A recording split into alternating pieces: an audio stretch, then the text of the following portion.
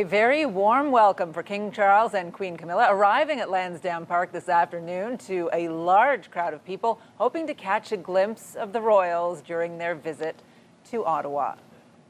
Good evening. Pomp and pageantry are on full display in the capital as the King and Queen make their way through the city, visiting various landmarks during their whirlwind trip to the capital. And while King Charles is no stranger to the country or this city, this is the first time he is setting foot on Canadian soil as the monarch, and the excitement is palpable. Hundreds of people gathering at Lansdowne Park this afternoon. King Charles and Queen Camilla's first of two public appearances today. The monarchs surrounded by a sea of people as they shook hands with those in the crowd. Of course, their visit comes at a time when many are feeling patriotic amid Donald Trump's threats to Canada's sovereignty. We have full coverage tonight of the royal visit, including their initial arrival at the Ottawa airport, the visit to Lansdowne Park and Rideau Hall, and the preparations underway at the RCMP musical ride stables for tomorrow's procession down Wellington Street.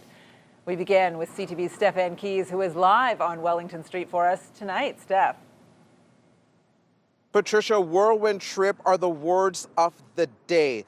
The King and Queen here in Canada over the course of 2 days, zipping around the city, but really here for just 24 hours. They touched down at the Ottawa airport around 1:17 this afternoon, but before the plane even landed from the sky, there was excitement in the air. Pomp and pageantry are words also being used today.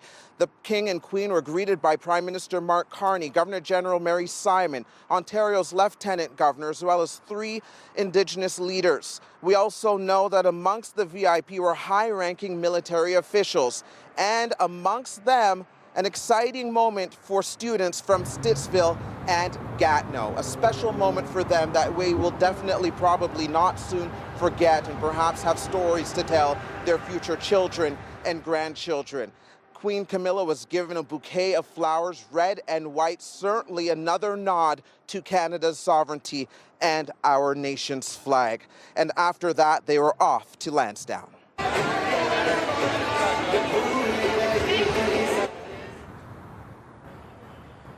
Lansdowne Park may have seen the biggest crowds today. That's where the public, if you weren't given a formal invitation to some other moments of the day, were there ready to greet them. It was also a place where you could see Canada's diversity on full display, where the King and Queen could not only see, hear, but also taste the diversity of the country.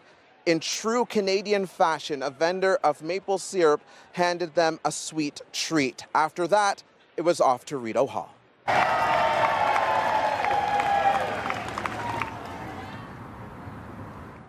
The King and Queen engaging in royal tradition of a tree planting ceremony in front of an audience. This has happened time and time again when royals tend to visit the nation's capital, and then they met privately with the Governor General, their own representative to Canada, and then after that, they were definitely excited for the rest of the day. And we are going to have more on that in a moment, but we can confirm for you that this meeting was slated to take place before the election even happened. We're hearing that when the Prime Minister did that first visit to Europe, that he kind of put the bug in their ear back then, and they are here now. But of course, there's a lot of excitement for tomorrow as well. That is when history will be made with that throne speech, only taking place 2 times before that by his mother, Queen Elizabeth II. Wellington Street is where there will be a parade, and we expect people to be lining the streets tomorrow. But today, the crowds again were at Lansdowne Park, and our Griffin certainly had a front row seat to history there. Katie. Well, Stefan, the crowd is gone now, but this place was packed just a couple hours ago. People as far as you can see. Loud cheers as the King and Queen arrived. Many people waiting until several hours for them to arrive. There were some hecklers, some shouting, "Not my king," but by and large, there were a lot of supporters, the crowd drowning that out. The King and Queen being greeted by many people, including Mayor Mark Sutcliffe, speaking with a lot of people who came to see them. Flowers were given to the King and Queen as they made their way around, speaking with people, but also vendors that had set up at this special farmers market today. King Charles was asking about the operation, how many taps we had. So obviously he's already aware of maple syrup. Right. So no, that was exhilarating. The king was aware that sheep's milk cheese existed, which was pretty exciting. So very interested in sheep farming. So he asked a lot of questions, which was great.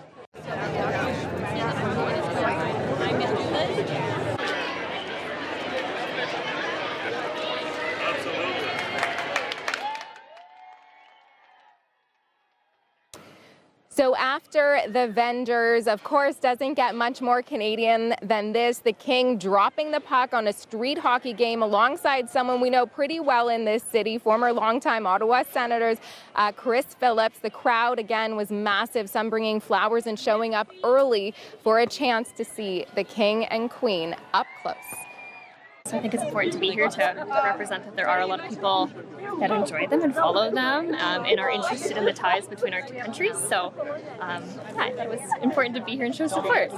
Just as a fun, exciting thing to see the king in person. I got some beautiful flowers for Camilla, and I hope that we get just to have that connection and just to be around the joy and the feeling of this tradition has been really fun. I think it's a great time because it's a statement of sovereignty, which is really important given the current climate. This is exciting. This is wonderfully exciting. Very Canadian of us. Working with them, and the rewards are incredible. Can I get you to It's going to be an amazing program for children who are blind. The dog has a naked as a guide dog. So, yeah, I mean, the pleasure. Now, among the people to speak with King Charles today, Eileen Thomas. She was awarded the King's Coronation Medal in March. He doesn't know who's got the medals. I mean, they get a list, I suppose, but I just felt so honored by this whole thing. It just totally blew my mind away when I got it. And I just wanted to acknowledge it with him if I could.